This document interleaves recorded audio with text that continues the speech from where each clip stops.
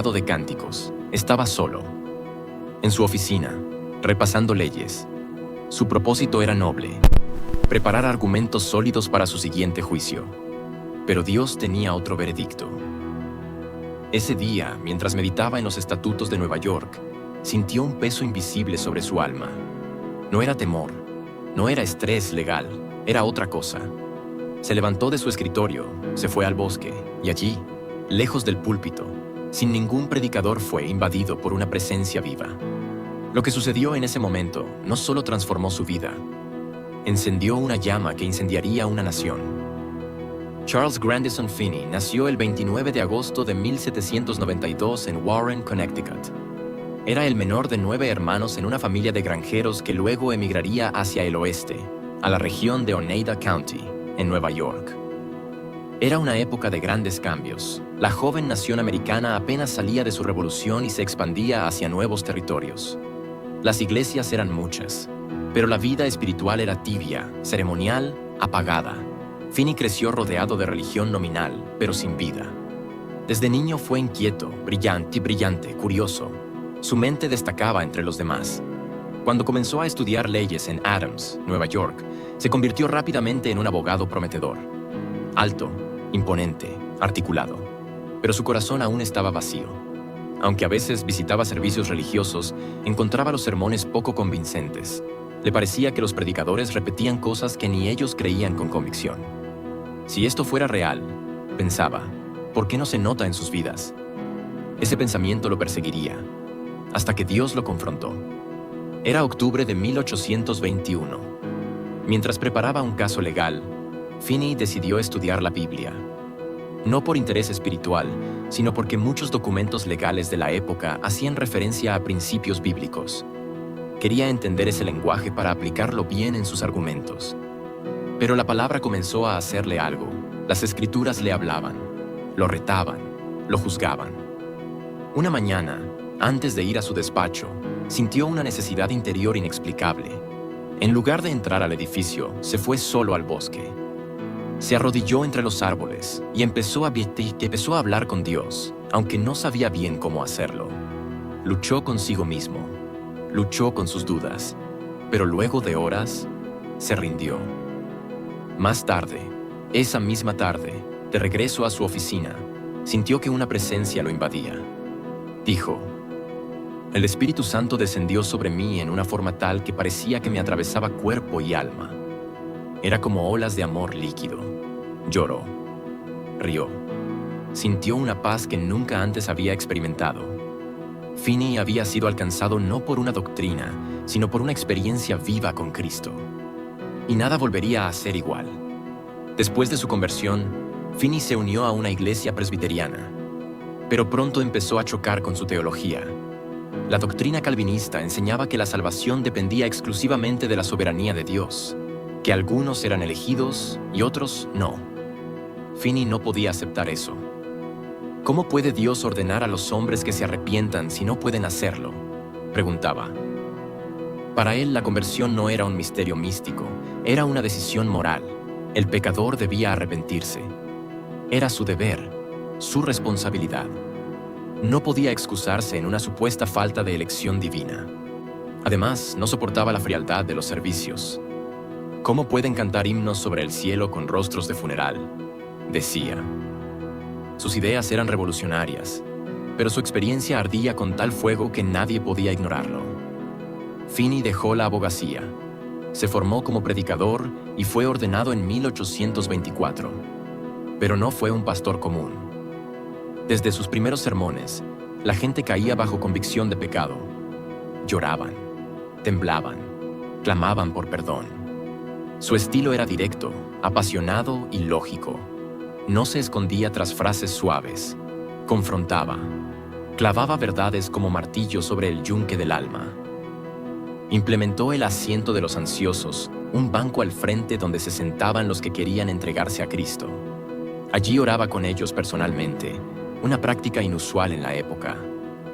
En lugar de esperar que la gente viniera, iba a las ciudades, a las fábricas, a las tabernas, enviaba cartas, organizaba reuniones y llamaba al pueblo al arrepentimiento. Y los cielos comenzaron a abrirse.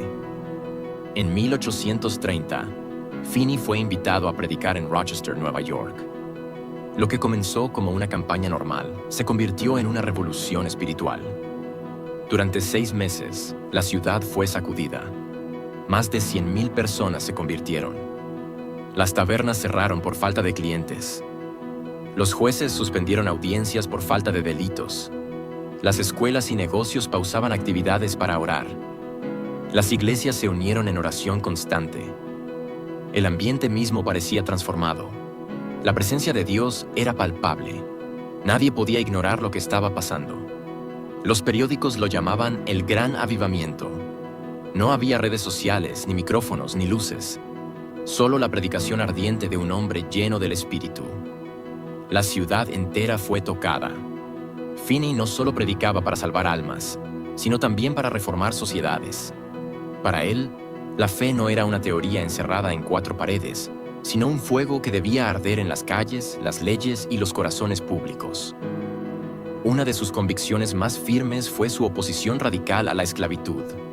Desde el púlpito, condenó enérgicamente el trato inhumano a los afroamericanos. No temía denunciar a los cristianos que poseían esclavos. Decía: no hay verdadero avivamiento donde los grilletes siguen intactos. También se manifestó contra el consumo de alcohol, liderando movimientos de templanza. Creía que el licor destruía familias, esclavizaba voluntades y apagaba el fuego de Dios. Pero eso no fue todo. También promovió los derechos de la mujer, pidiendo su inclusión en espacios educativos e incluso ministeriales. Para muchos, esto era demasiado político para un predicador. Pero para Finney, no existía una línea entre lo espiritual y lo social. El pecado debía ser enfrentado tanto en el alma como en las estructuras del mundo. En 1835, Finney fue invitado a formar parte de un proyecto académico revolucionario, el Oberlin College en Ohio. Allí, no solo enseñó teología, sino que transformó la educación cristiana en América. Bajo su liderazgo, Oberlin se convirtió en la primera universidad en admitir afroamericanos junto a blancos en igualdad de condiciones. Fue pionera en permitir mujeres como alumnas regulares. Promovía la formación espiritual, la justicia social y el liderazgo con carácter. Las clases eran interrumpidas para orar. Los estudiantes salían del aula a misionar en las calles. Algunos se alistaban como abolicionistas, otros como evangelistas, pero todos recibían una visión clara: vivir para transformar el mundo en nombre de Cristo. Finney no solo predicaba los domingos, enseñaba, discipulaba y modelaba un estilo de vida de santidad activa. Oberlin no era solo una universidad, era un laboratorio de avivamiento. Una de las grandes contribuciones teológicas de Charles Finney fue enseñar que el avivamiento no es un evento misterioso que viene del cielo sin aviso, sino un resultado lógico de obediencia espiritual. En su famoso libro Conferencias sobre Avivamiento de Religión, declaró: el avivamiento no es un milagro, es el resultado natural de aplicar los principios del reino de Dios. Para Finney, un mover de Dios podía provocarse si se cumplían ciertas condiciones: oración ferviente y constante, confesión honesta del pecado, restauración de relaciones rotas, confrontación directa del pecado público, obediencia radical e inmediata. Rechazaba la pasividad. Decía que muchas iglesias esperaban que cayera fuego del cielo sobre un altar frío y sin sacrificio. Este enfoque práctico democratizó el avivamiento. Ya no era una lotería espiritual, era una responsabilidad. Como era de esperarse, Finney despertó fuertes oposiciones teológicas y sociales. El sistema religioso no estaba listo para un predicador que se saltara sus moldes. Entre las principales críticas estaban: calvinistas, lo acusaban de hereje por negar la predestinación. Conservadores, decían que manipulaba emociones con llamados públicos. Tradicionalistas, lo atacaban por permitir que las mujeres oraran en público. Políticos religiosos lo veían como un agitador social. Pero Finney no se detenía. Respondía con hechos, con almas cambiadas, con ciudades enteras rendidas al arrepentimiento. Su argumento era simple: ¿de qué sirve una teología perfecta si nadie se salva? ¿De qué sirve la reverencia si no hay fruto? Incluso escribió que prefería 1000 errores en un avivamiento genuino que una teología impecable en una iglesia muerta. No buscaba aprobación, buscaba fuego. Finney siguió predicando hasta edad avanzada. Su salud fue decayendo lentamente, pero su mente y espíritu se mantuvieron agudos hasta el final. En sus últimos años vivió entre clases, reuniones de oración y escritos. Su autobiografía se convirtió en uno de los libros más influyentes sobre avivamiento en el siglo XIX. Murió el 16 de agosto de 1875 a los 82 años, dejando un legado incalculable. No fundó una denominación, no buscó inmortalizar su nombre, pero su vida sembró un modelo que seguirían evangelistas como Dwight L. Moody, Billy Sunday, Leonard Ravenhill y muchos otros sedientos del fuego original. Charles Finney no fue solo un reformador, ni solo un avivador. Fue un instrumento completo, cabeza, corazón y manos entregadas a Dios. Hoy, cuando vemos una iglesia que ora con fervor, que se atreve a confrontar el pecado, que clama por justicia, ahí está su huella. Cuando un predicador rechaza la comodidad y un joven arde por las almas, Finney resucita. Y la pregunta que él dejó en el aire aún resuena. ¿Estás tú listo para pagar el precio del avivamiento? Aunque Finney nunca predicó fuera de Estados Unidos, su influencia traspasó océanos. Sus libros fueron traducidos a varios idiomas, y sus conferencias sobre avivamiento se volvieron material de estudio obligatorio en iglesias de Europa, Asia y África. En Escocia, Inglaterra y Alemania, pastores comenzaron a aplicar sus métodos de oración colectiva, bancos de decisión y llamados públicos. Y los frutos no se hicieron esperar. Los movimientos metodistas y wesleyanos también se inspiraron en su enfoque práctico de la santidad. Finney, sin saberlo, había creado un modelo misionero sin estructuras formales, pero con un poder explosivo: la transformación del carácter como testimonio evangelístico. En América Latina, evangelistas como Carlos Spurgeon de México y Eduardo Seller en Argentina citaban sus métodos para impulsar cruzadas en plazas públicas. Su nombre comenzó a resonar no solo como teólogo, sino como padre del evangelismo moderno. Uno de los mayores secretos del ministerio de Finney no estaba en su elocuencia, sino en su intercesión privada. Casi siempre, detrás de cada avivamiento, había un hombre silencioso llamado Daniel Nash, conocido como el compañero de oración de Finney. Antes de que Finney llegara a una ciudad, Nash se encerraba por días en una habitación. No organizaba eventos, no predicaba, no hacía campaña. Solo oraba. A veces gemía, a veces clamaba, a veces lloraba sin palabras, pero siempre intercedía hasta que el cielo se abría. Finney decía: cuando Nash ya no podía orar, yo ya no podía predicar. Este modelo de dueto espiritual, el intercesor oculto y el predicador visible, ha sido imitado por generaciones, aunque pocos entienden el precio. Sin oración intensa, los sermones de Finney hubieran sido solo discursos, pero con oración se convertían en martillos de arrepentimiento. Muchos testimonios rodean a Finney que desafían toda lógica humana. Hay registros de personas cayendo bajo convicción de pecado sin escucharlo predicar. Una vez, al entrar a una fábrica textil en Nueva York, las obreras comenzaron a llorar una tras otra.